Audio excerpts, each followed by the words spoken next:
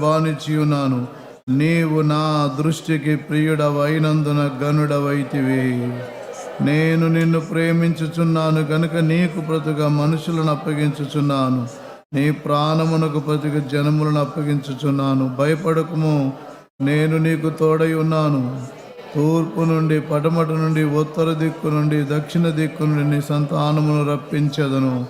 హల్లెలూయా, హల్లెలూయా, హల్లెలూయా. తల్లి అయినా మరచునేమో, నేను మరువను నిన్ను, నేను మరువను. నా చేతులలో చెక్కియున్నాను,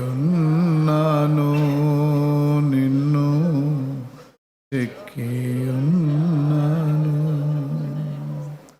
పర్వతములు తొలగవచ్చు, తత్తరిల్లు మేటలన్నీ,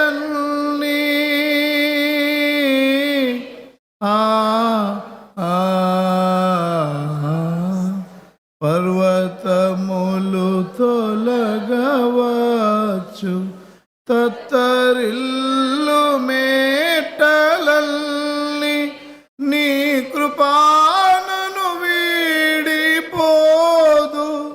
నా నిబంధన తొలగిపోదు.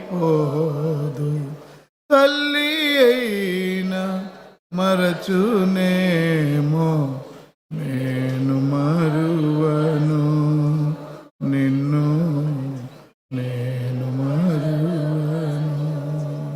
నా చేతులలో చెక్కియున్నాను, నిన్ను చెక్కియున్నాను.